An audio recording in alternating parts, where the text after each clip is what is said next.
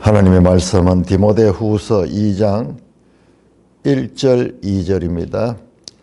디모데후서 2장 1절 내 아들아 그러므로 너는 그리스도 예수 안에 있는 은혜 가운데서 강하고 또 내가 많은 증인 앞에서 내게 들은 바를 충성된 사람들에게 부탁하라. 그들이 또 다른 사람을 가르칠 수 있으리라. 하나님 은혜를 감사합니다. 오늘 이 말씀을 바울 사도께서 쓰실 때의 의도를 따라 바르게 해석하게 하여 주옵소서. 예수님 이름으로 감사하며 기도드리옵나이다. 아멘. 자, 이 디모데후서 2장 1절 내 아들아 그러면서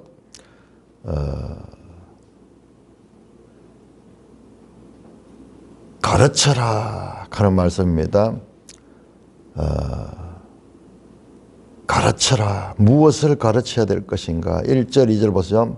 내 아들날로 시작해서 가르칠 수 있으리라 로 끝이 납니다. 무엇을 가르쳐야 되는가? 2절에 나옵니다. 내게 들은 바를 바울을 통하여 배운 것이 되겠죠. 바울이 가르쳐 준 것, 디모데 입장에서는 들은 것, 무엇이냐? 자, 그것이 1장으로 연결되어야 됩니다. 문맥을 중요하게 보면 됩니다. 1장 13절에 내게 들은 바 바른 말, 14절에 네게 부탁한 아름다운 것. 자, 여러분 여기 이 동사를 보면요,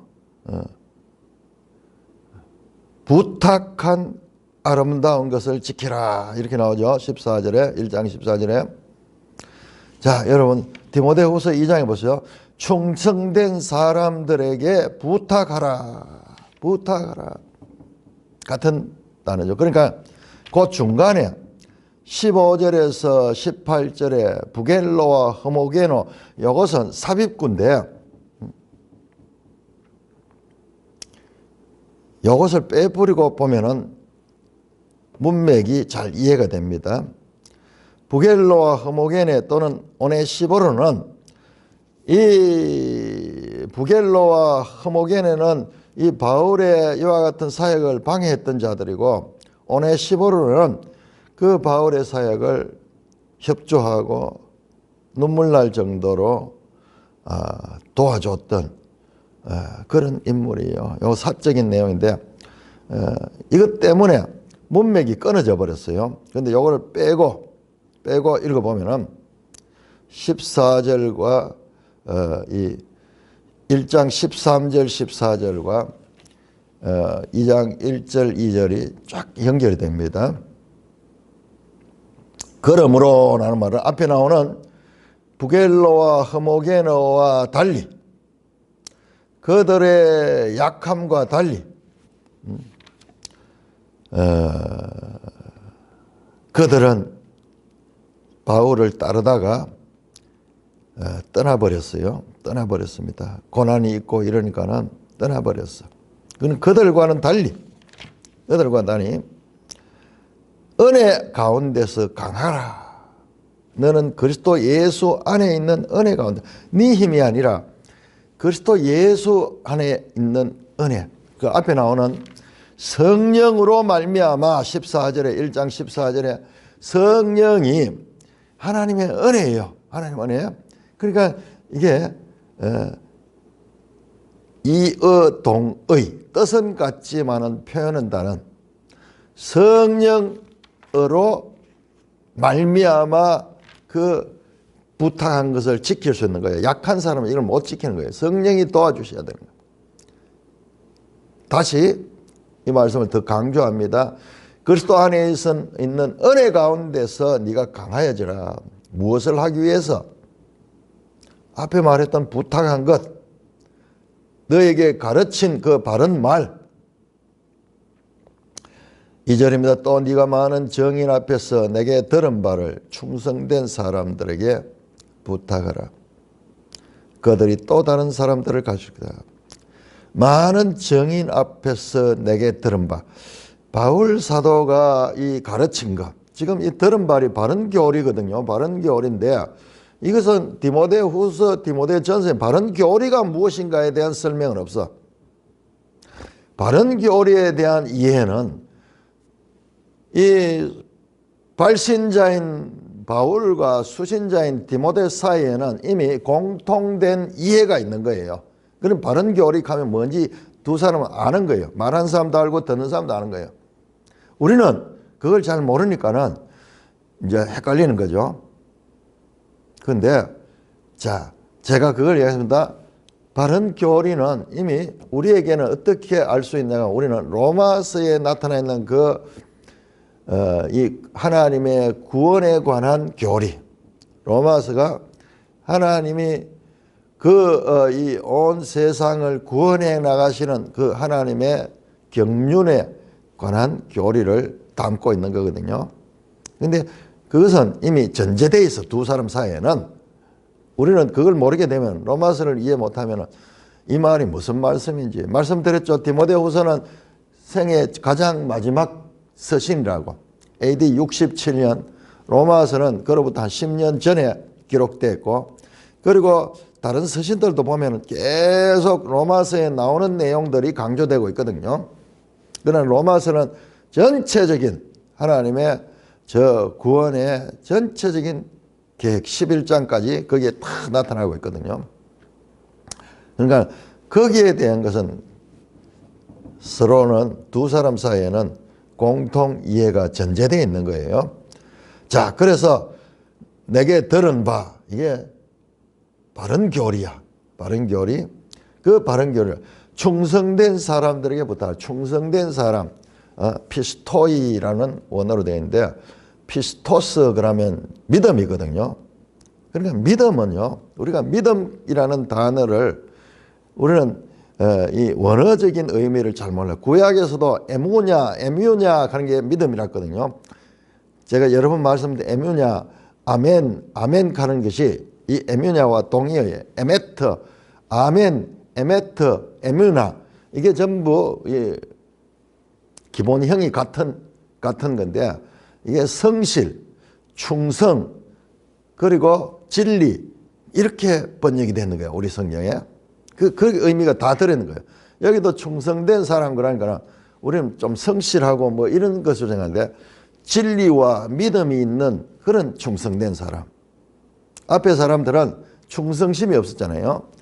믿음이 제대로 충성이 없으니까는 중간에서 포기해버리는데, 그것을 믿음의 사람들에게, 우리말로 쉽게 번역하는 거면 차라리 믿음의 사람들에게, 믿음이 있어야 이걸 받아들여. 그런 사람들에게 부탁하라. 바울이 디모데에게 부탁한 것처럼 너는 또 다른 충성된 사람에게 부탁하고, 그러면은 그들이 미지의, 이 당시로 보면 미래의 일이죠. 그들이 또 다른 사람들을 가르칠 수 있을 것이다. 그를 통해서 바른 교리가 계대전승되는 거예요.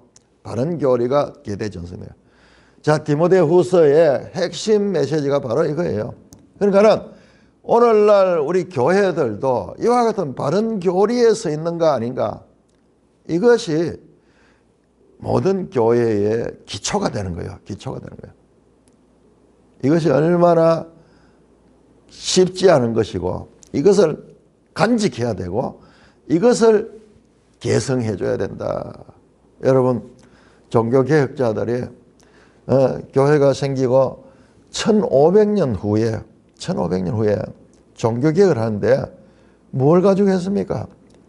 로마서, 갈라디아서, 바울의 바른 교리를 가지고 현실의 이 천주교회를 보니까는 완전히 이 교리에서 벗어났거든요. 완전히 벗어나서 우상숭배, 미신, 온갖 인본주의적인 종교 혼합적인 이런 것들이 있으니까는 바른 교리로 돌아가는 거예요. 바른 교리로. 그래서 성경으로 가자. 그래서 이 바른 교리와 위배되는 이 모든 것들을 개혁해내고 얘기해내고 그렇게 할 수 있죠. 여러분, 이 바울이 디모데 전후서를 통해서 가장 강조하는 게 바로 이 바른 교리예요.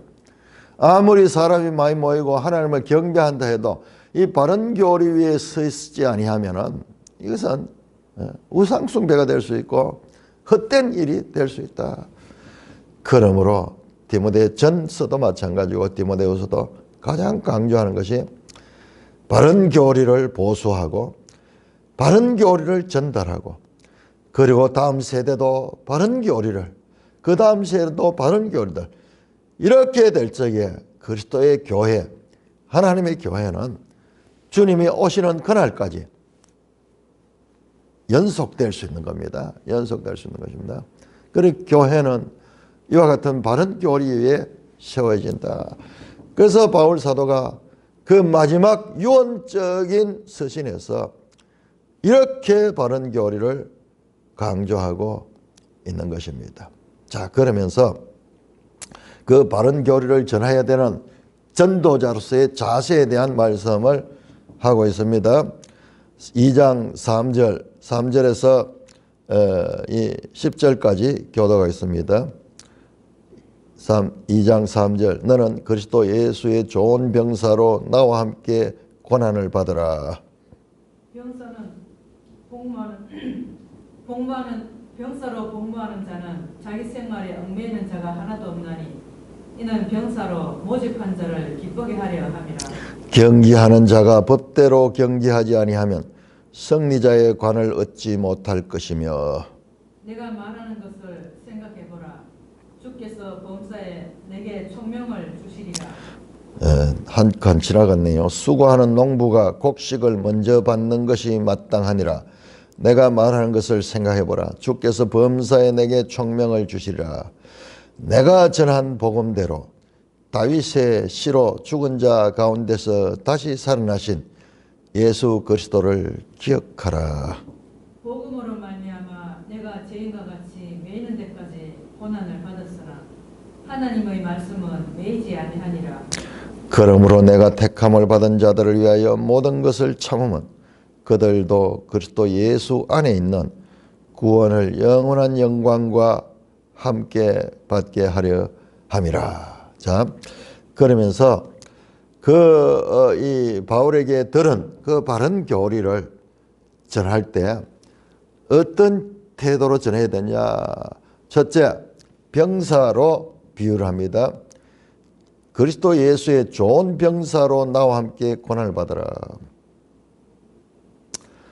디모데 전서에서는 안 나오는 이 그리스도 예수의 복음을 전하다가 당하는 고난에 대해서 계속 말하고 있습니다.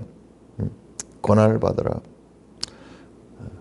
병사로 복무하는 자는 자기 생활에 얽매여 있는 자가 하나도 없고 병사로 모집한 자를 기쁘게 하라.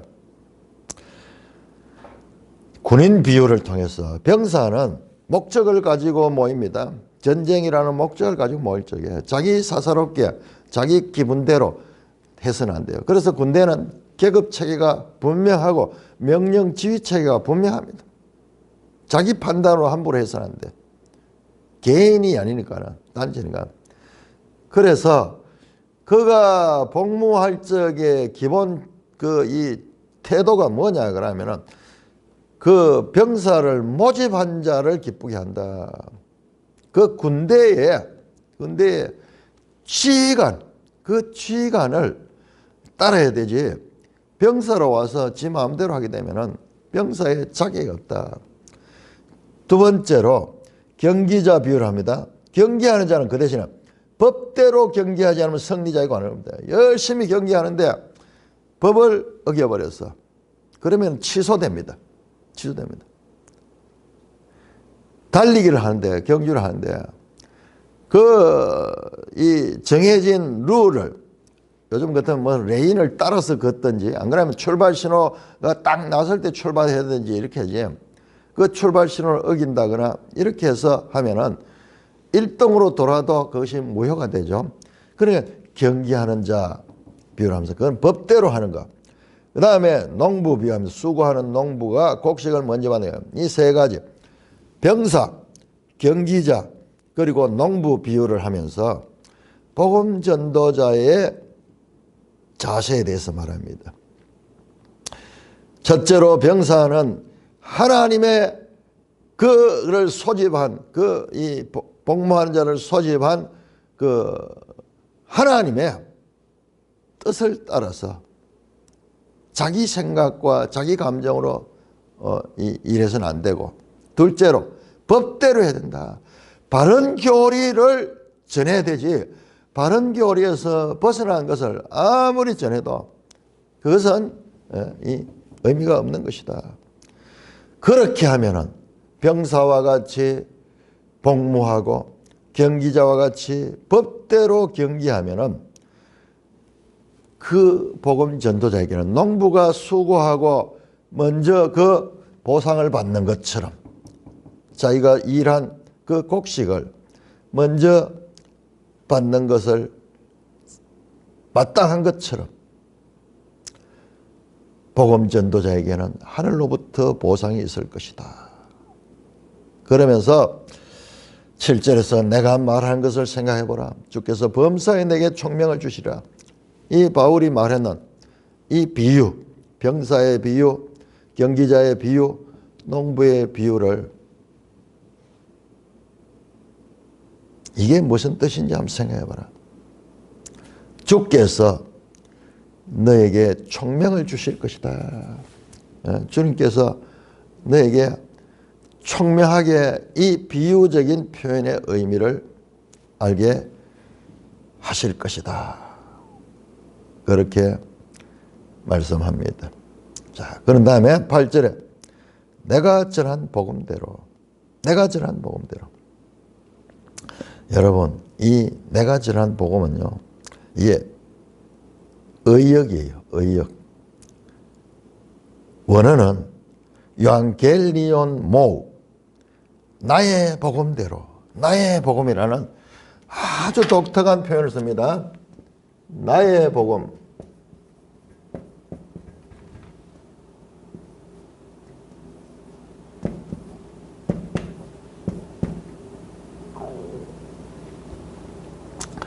요한겔리온 모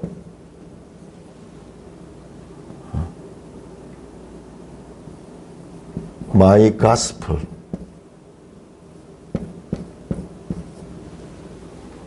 My Gospel.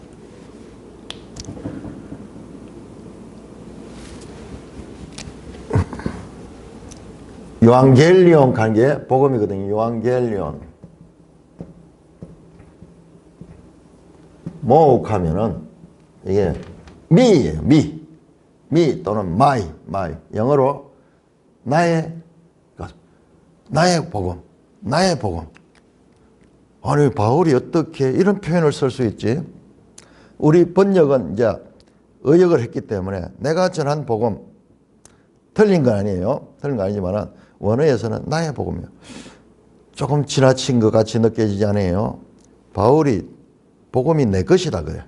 내 것이다 그래. 그런데 이 표현은 여기만 쓰는 것이 아니라 이미 로마서에 기록된 겁니다. 자, 우리 한번 볼까요? 로마서. 자, 여기에 대한 많은 오해들이 있어요. 나의 복음, 나의 복음.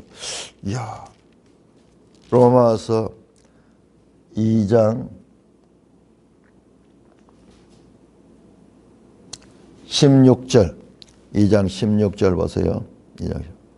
곧 나의 복음에 이른 바와 같이, 나의 복음, 나의 복음. 16장 로마서 마지막에 이 모든 편지를 마치면서 16장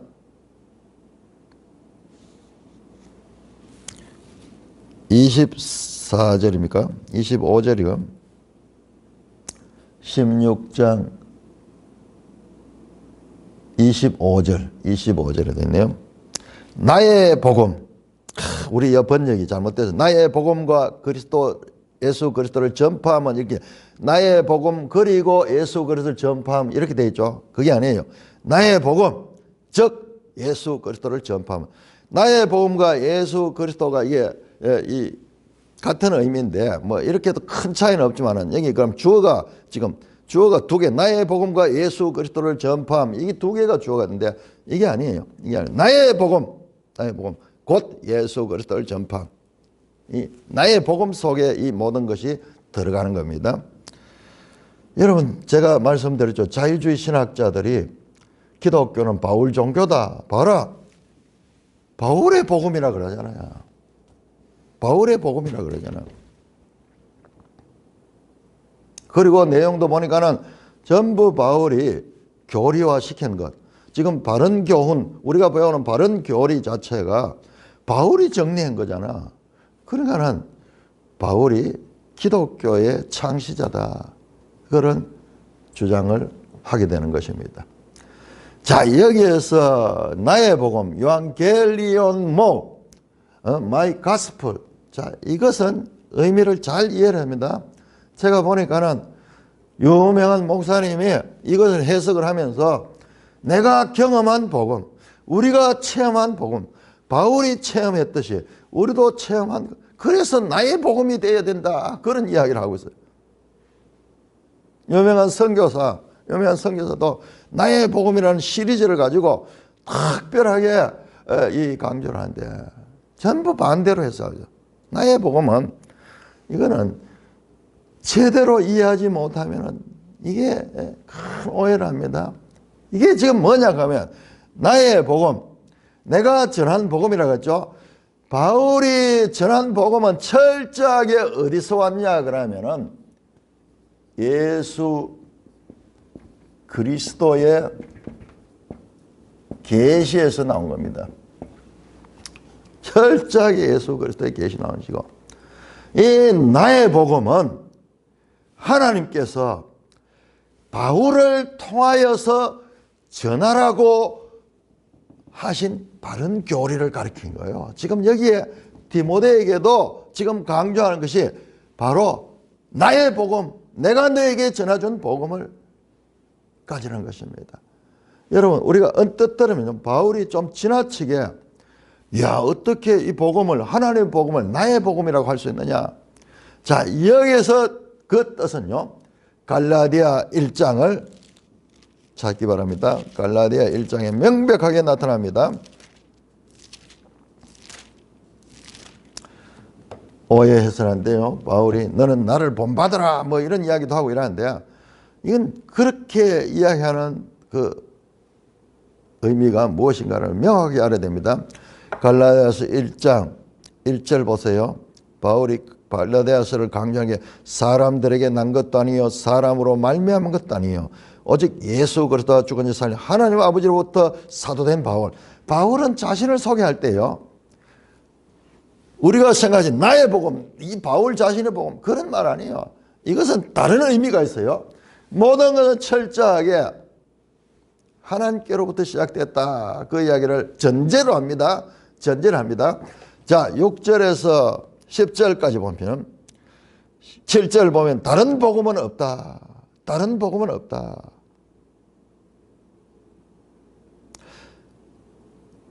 8절 보세요.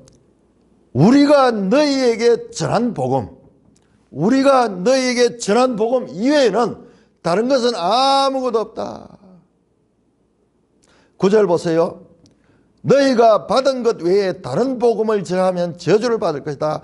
자, 너희가 들은 바 바울이 전하여 주고 너희가 들은 그 이외에 다른 복음은 없고 그걸 받으면은 그거를 전하거나 그걸 받으면은 저주를 받는다. 10절 보세요. 내가 사람들에게 좋게 하나님께 좋게 하지. 그러면서 다시 한번 자신은 하나님의 계시를 전한 것이다.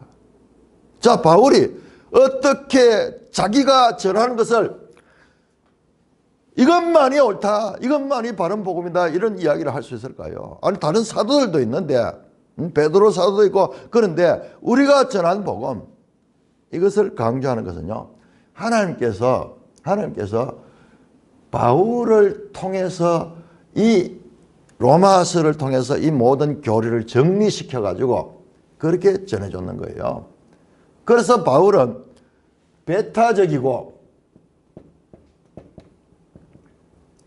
독점적인 바른 교리를 전하는 그런 사명을 받은 거예요. 사명을 받은 거예요.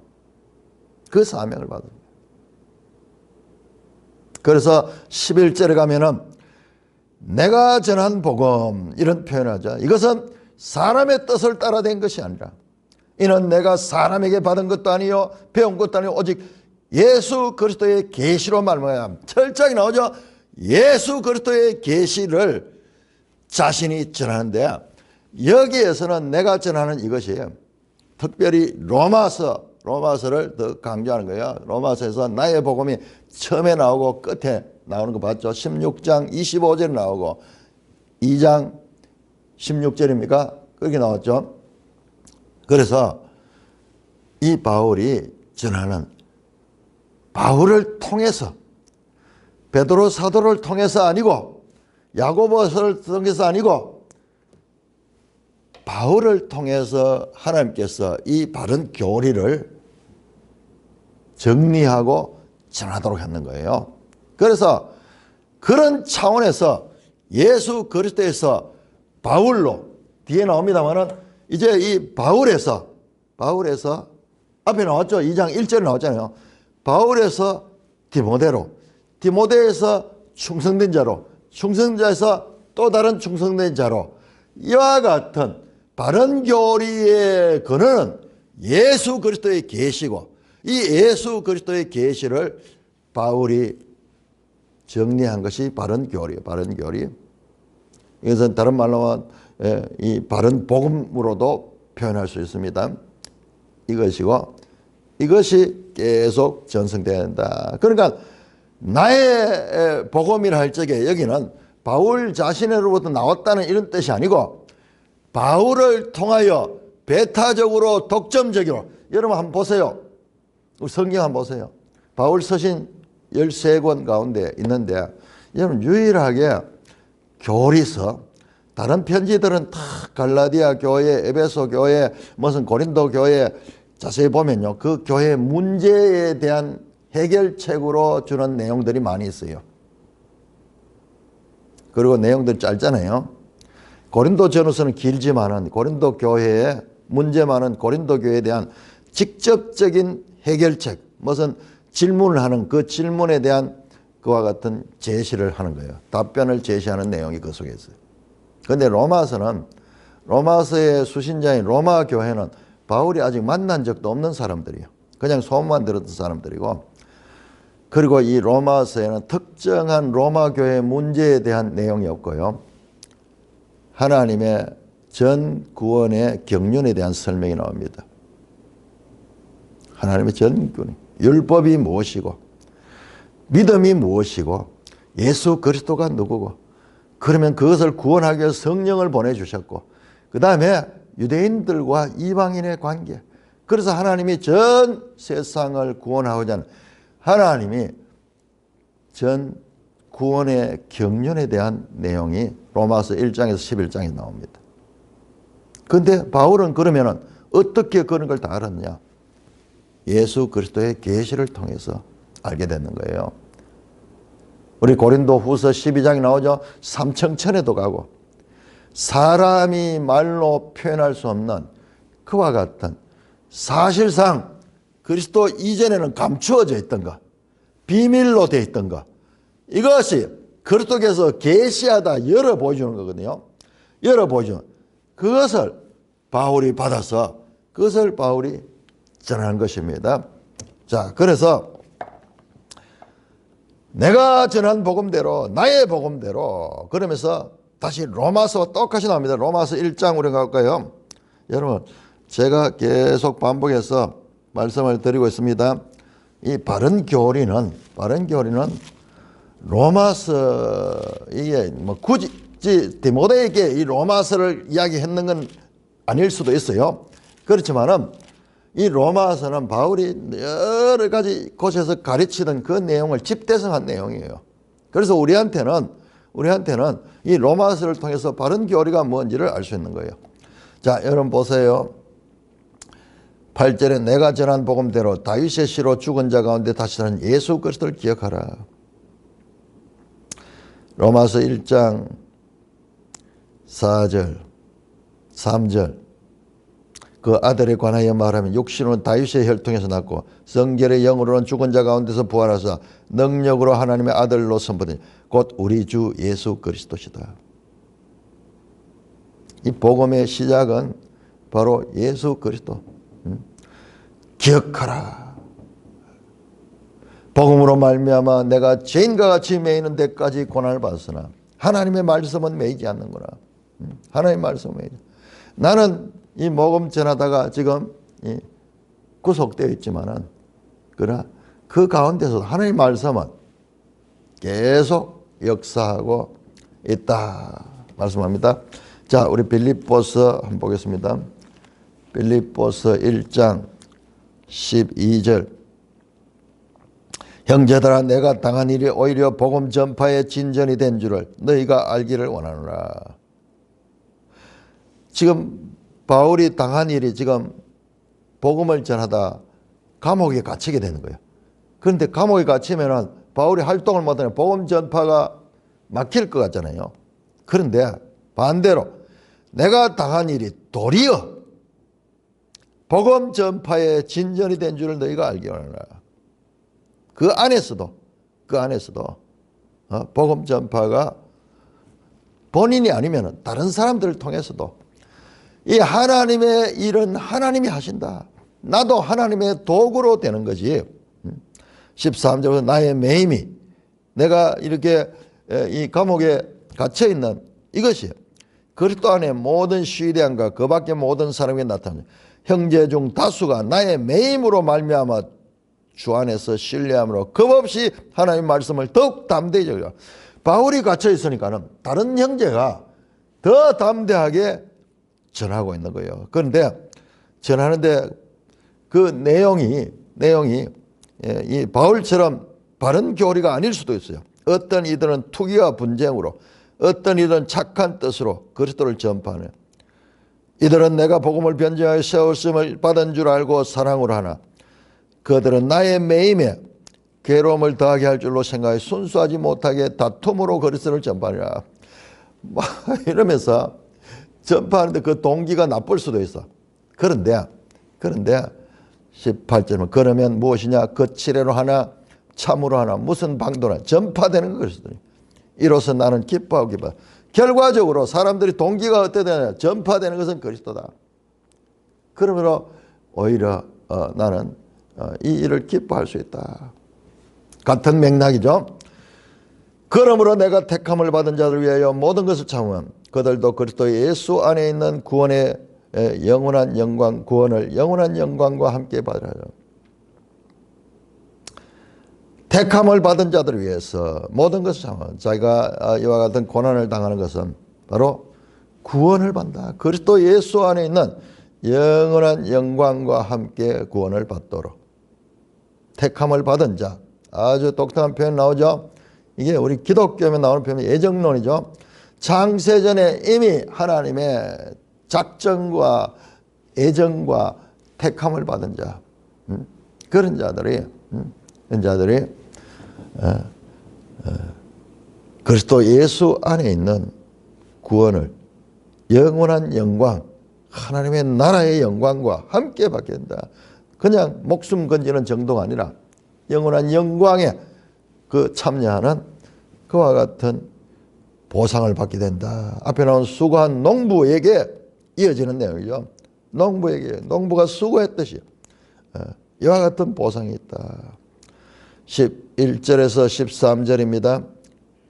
mit보다 이 말이여 우리가 주와 함께 죽었으면 또한 함께 살 것이요. 참으면 또한 함께 왕노릇 할 것이요. 우리가 주를 부인하면 주도 우리를 부인하실 것이다. 우리는 미쁨이 없을지라도 주는 항상 미쁘신 자기를 부인할 수 없으신지라.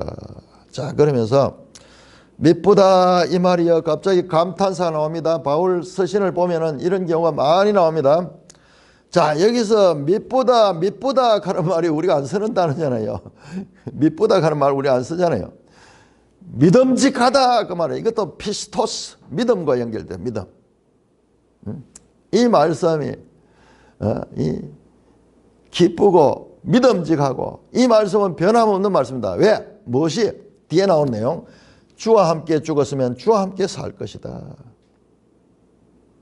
참으면 또한 왕노를 할 것이고, 주를 부인하면 주도 우리를 부인할 거다. 주와 우리가 연동되어 있다는 거야. 그리스도 안에서, 예수 믿는 사람은 그리스도 안에서 주와 함께 죽었으면 또한 함께 살 것이다.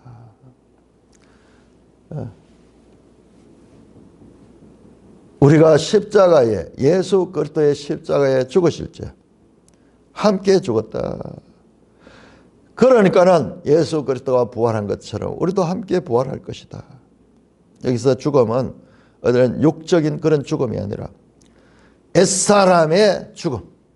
우리 가운데 있는 이 옛사람이 거듭난 생명을 말이죠. 죽어버리고 새 사람이 되었던.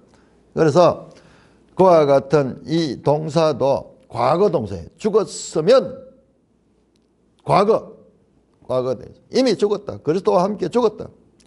또한 함께 살 것이요. 자, 이 말씀 보세요. 이게 로마서 6장 찾아보세요. 제가 계속 강조하는 건 바른 교리가 로마서를 강조하는 이 전후 문맥이나 내용이 전부 로마서에 나옵니다. 로마서 6장 8절 그 유명한 세례에 관한 말씀에서 나오네요. 6장 8절. 만일 우리가 그리스도와 함께 죽었으면 또한 그와 함께 살 줄을 믿노니. 딱 그 말씀 그대로죠. 또한 참으면 함께 왕노를 할 것이요. 왕노를 한다. 다스린다. 그러니까는 그 나라에서 앞에 나왔던 영원한 영광과 함께 이 구원을 얻는데, 그 영원한 영광의 나라에서 그리스도와 함께 왕노를 하는 겁니다. 이 원어로 다스린다 그와 같은 뜻입니다. 이것도 로마서 5장 17절에 보시면, 5장 17절에 보면 한 사람의 범죄로 말미암아 사망이 그 한 사람을 통하여 왕노를 하시며 더욱 은혜와 의의 선물을 넘치게 받은 자다. 한 분 예수 그리스도 통해서 생명 안에서 왕노를 하리라. 계시록 20장 4절에서도 나오죠. 왕노를 하는 그와 같은 내용이 나옵니다. 그와 마찬가지로 주를 부인하면 주도 우리를 부인할 것이다. 그러면서 13절요. 우리는 미쁨이 없을 참. 미쁨이라는 단어가 여기 또 나오네요. 미쁨. 이것도 믿음이에요. 믿음 속에는 진리, 충성, 이게 다 표현. 우리는 미쁨이 없는 존재야. 우리는 믿을 수 없는 존재예요. 우리는 믿음의 대상이 아니에요. 우리는 변하는 자들이에요. 이게 인간입니다. 인간은 믿지 못할 대상이다. 그러나 주는 항상 믿을 뿐이다. 왜? 주는 존재 자체가 믿음이야. 존재 자체가 믿음이기 때문에 자기의 정체성을 부인할 수 없는 거야. 하나님이 할 수 없는 게 있어. 전능하신 하나님이 할 수 없는 게 뭐냐? 거짓말 하실 수 없어. 히브리서 나오죠? 히브리서 6장 18절에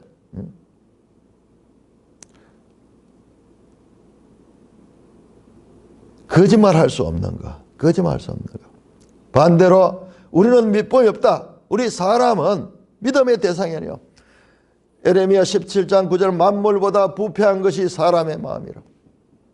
로마서 3장 4절에서 사람은 다 거짓되되 오직 하나님만 참으시다. 오직 하나님만 참으시다. 히브리서 13장 8절에 예수 그리스도는 어제나 오늘은 영원토록 동일하시다. 예수 그리스도는 변치 않고 믿음을 가진 정체성 자체가, 본질 자체가 믿음이에요. 그러니까 우리가요, 믿는다는 이 믿음이 하나님께 속성을 받은 거예요.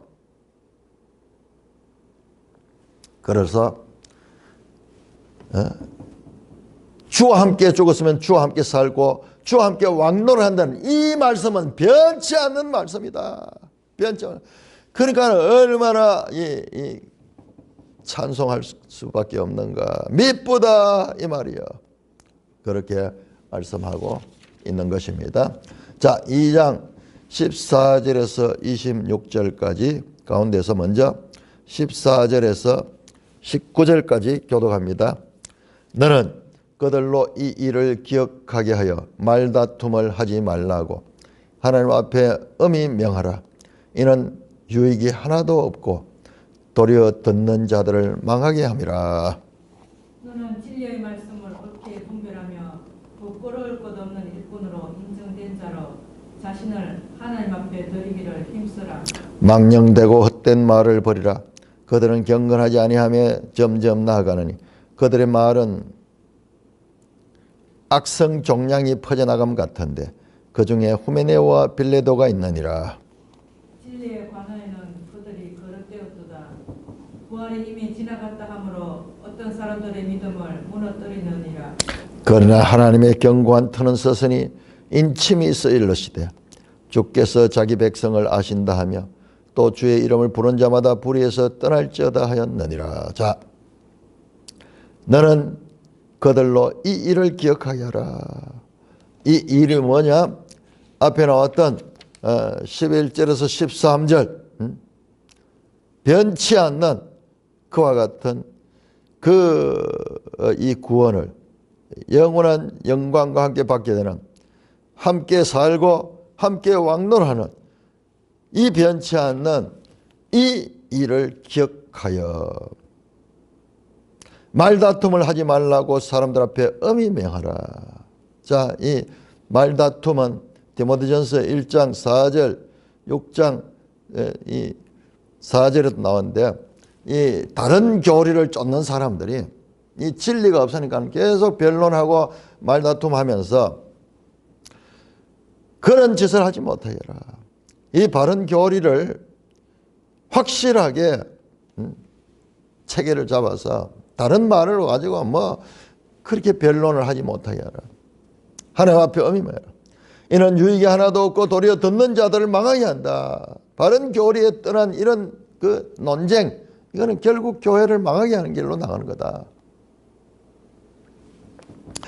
15절은 너는 진리의 말씀을 옳게 분별하여 부끄러움 없는 일꾼으로 인정된 자로 자신을 하나님 앞에 드리기를. 자, 여러분들 이 2장 15절은요. 교회 사상 이 말씀 해석 때문에 큰 그와 같은 이 오해가 났던 말씀이고요. 특별히 우리 한국교회에 이 영향이 많았습니다. 자, 진리의 말씀을 옳게 분별하여 갈 때 요 분별하라 하는 이 단어가 아주 중요한 단어입니다. 이것이 올토토메오 하는 헬라어인데요. 이 영어로 번역하면은 divide correctly, divide 나누다 하는 말이에요. 나누다, 정확하게 나눈다. 또는 cut in right direction, cut 칼로 자르는 거예요. 자른다, 바른 방향으로 잘라낸다. 이런 아주 세밀한 이 의미를 가진 것인데, 결과적으로 뭐냐 그러면은 바르게 분석하고 바르게 이해하고 바르게 해석하라, 이런 뜻이거든요. 이런 뜻인데, 킹 제임스 성경 같은 데는 여기에 rightly dividing in the word of truth, 진리의 말씀을 바르게 dividing, 나누라, 이런 번역을 택했습니다. 우리 번역은 바르게 옳게 분별하라, 같은 말이에요. 같은 말인데, 그런데 킹 제임스는 나누라 하는 이 말, 이것을 디바이드 해라, 이 말 때문에 여기서 뭐가 나오냐 하면은, 여기서 진리의 말씀을 옳게 나누어 디바이드 하다.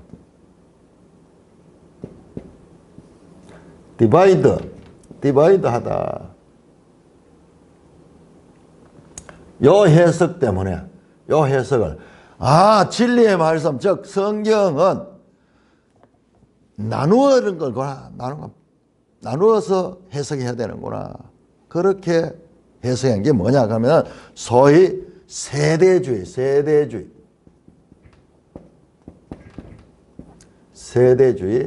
요게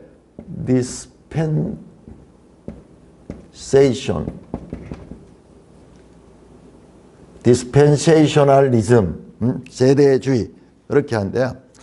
자, 이 세대주의는 이 말씀에 의해 가지고 성경 66권 신구약 성경은 각 시대마다 나누어서 해석해야 되는구나 하는 이게 이 바울이 하는 지침이다 이렇게 생각하고 성경 전체를 7세대로 나누어서 해석을 합니다. 그런데 이게 왜 이 문제가 되냐 하면 우리 한국교회 선교사들이 얼적에 여기 미국을 중심으로 이런 운동이 일어났는데 1800년대 말 그 답이라는 사람을 중심으로 일어났는데 근데 이게 엄청 인기를 얻었어요. 인기를 얻는데 왜냐 그러면 이 세대주의 해석이 좀 흐릿한 부분이고 되게 명확해. 탁탁 나누어서 이렇게 하니까는 그래서 이 우리 한국 선교사들 온 분들도 젊은 분들이잖아요. 그 영향을 많이 받아서 우리 한국 땅에 그걸 전해줬는데 여러분 세대주의의 매력이 엄청납니다. 지금도 우리나라에 세대주의를 주장하는 사람들이 많이 있는데 각각 세대마다 하나님의 통치 방식이 다르고 구원의 형태가 다르다고 하는 거예요. 그러니까 구약시대는 구약시대, 율법시대 뭐 이렇게 분리하고 그 다음에 무제시대 뭐 이런 식으로 분리를 해요. 분리해서.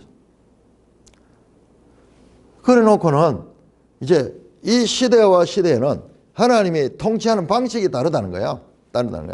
그래서 이것을 이 경륜을 7세대로 나누었습니다. 진리의 말씀 옳게 여기에 강조를 하면서 그래서 독특한 성경 해석을 하고 특히 우리나라에는 그 스코필드 주석 우리 어릴 때 그런 거 봤어요.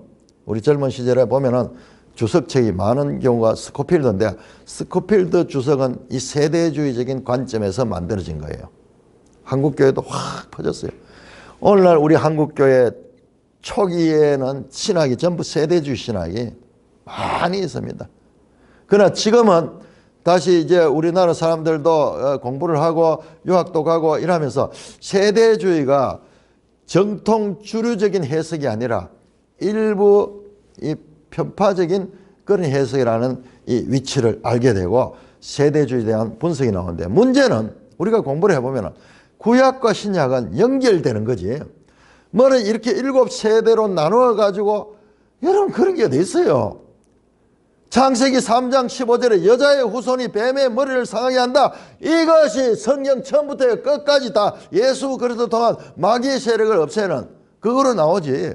어떻게 그렇게 복잡하게 하나님의 구원의 경륜을 그러면 진리에서 우리가 멀어지게 만들고 헤매게 만들고 성경을 어렵게 만들어 보는 거예요.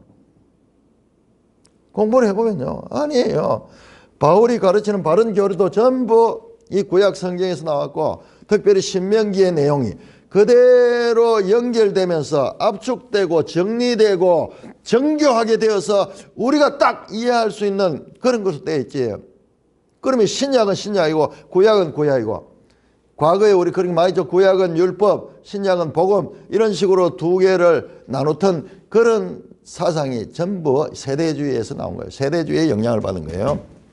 자, 그래서 이 말씀을 옳게 분별하여 부끄러운 일꾼으로 인정된 자로 자신을 하나님께 드리기를 힘쓰라. 이것을 항상 노력해라 이 말인데 세대주의 등장의 전거 본문이 되어가지고 오히려 성경을 더 혼란스럽게 하는 그런 일들이 있습니다.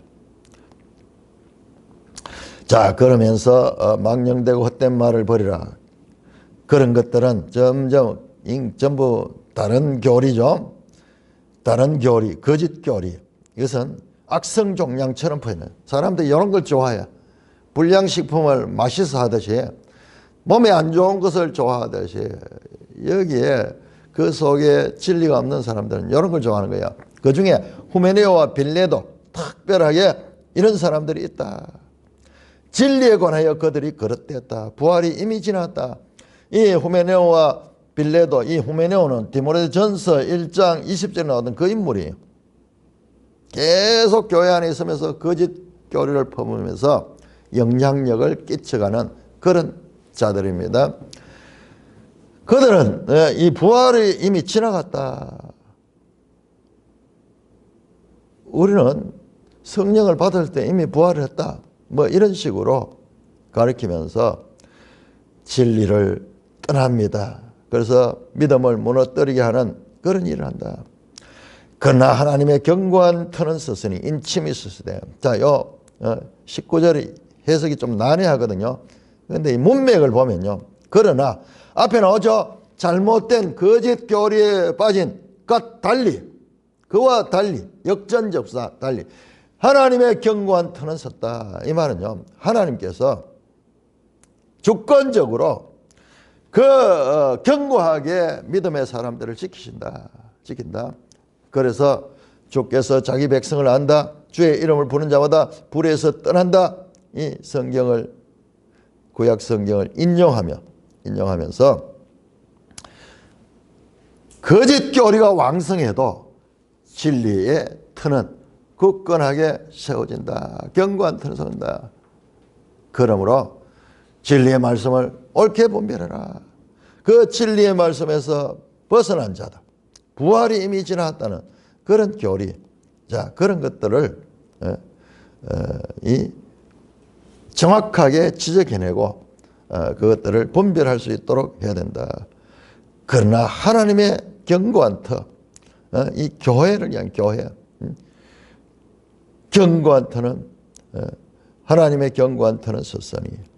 교회는요, 변치 않는 하나님의 주권적인 그와 같은 기초 위에 세워져 있습니다. 그러므로 자기 백성을 알고 그 주의 이름을 부른 자, 이것도 일종의 자기 백성이죠. 자기 백성들은 이 어렵지 않은 곳에서 떠나게 한다고 말씀합니다. 20절에서 26절까지 교독합니다. 20절, 큰 집에는 금그릇과 은그릇뿐 아니라 나무그릇과 질그릇도 있어 귀하게 쓰는 것도 있고 천하게 쓰는 것도 있나니. 그러므로 누구든지 이런 것에서 자기를 깨끗하게 하면 귀에 쓰는 그릇이 되어 거룩하고 주인의 쓰심에 합당하며 모든 선한 일에 준비함이 되리라. 또한 너는 청년의 정욕을 피하고 주를 깨끗한 마음으로 부르는 자들과 함께 의와 믿음과 사랑과 화평을 따르라. 어리석고 무식한 변론을 버리라. 이에서 다툼이 나는 줄 알미라. 주의 종은 마땅히 다투지 아니하고 모든 사람에 대하여 온유하며 가르치기를 잘하며 참으며 거역하는 자를 온유함으로 훈계할지니 혹 하나님이 그들에게 회개함을 주사 진리를 알게 하실까 하며 그들로 깨어 마귀의 올무에서 벗어나 하나님께 사로잡히면 되어 그 뜻을 따르게 하실까 함이라. 자, 그러면서 다시 교회 현실로 들어갑니다. 큰 집에는 금그릇, 은그릇 있고 나무그릇, 질그릇도 있다. 그 가운데서는 귀하게 서는 그릇도 있고 특별한 손님이 왔을 때만 내놓는 게 있고 그렇지 않은 경우에는 흔히 천하게 일상적으로 서는 그런 것도 있다. 여러분, 이 당시에는 그릇이 얼마나 귀한 겁니까? 그러므로 그릇의 종류는 다양한데 교회 안에 지체들도 다양한 사람들이 있지만 그런데 여기에서 공통점은 깨끗하게 해야지 서는 것이 된다. 깨끗한 그릇이 된다. 그러면서 그런 깨끗한 그릇이 주인의 서심에 합당하고 선한 일을 준비함이 된다. 앞에서 군사가 병사가 그를 모집한 사람의 뜻에 복종하듯이 이 그릇도 깨끗한 그릇이 돼야지 서는 일에 설 수 있고 하나님의 도구가 될 수 있다.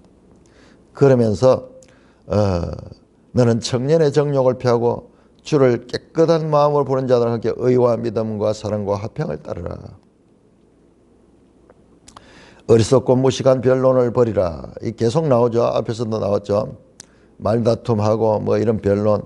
자, 이게서 다툼이 난다. 다툼이 난다. 주의 종은 마땅히 다투지 아니하며 모든 사람에 대해 온유하며 가르치기를 잘하며 참으며 거역한 자를 온유함으로 훈계할지니 혹 하나님이 그에게 회개함을 주사 진리라. 자, 여러분, 이렇게 바른 교리에 대한 이 강조 다음에 바른 교리를 가진 자로서 일상생활에서 어떤 성품을 가져야 될 것인가를 강조하고 있습니다. 그래서 자신을 깨끗이 하고, 그 다음에 이 복음을 잘 가르치고 온유하게 가르치고, 그 다음에 훈계를 해도 여기에 대한 거역하는 자들, 반대하는 자들, 이런 자들에게 온유함으로 혼자하지.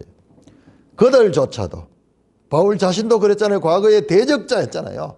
그런데 그들도 하나님께서 변화받을 수 있게 하실 수 있으니까는 하나님이 그들에게 회개함을 주사 진리를 알게 하실까 하여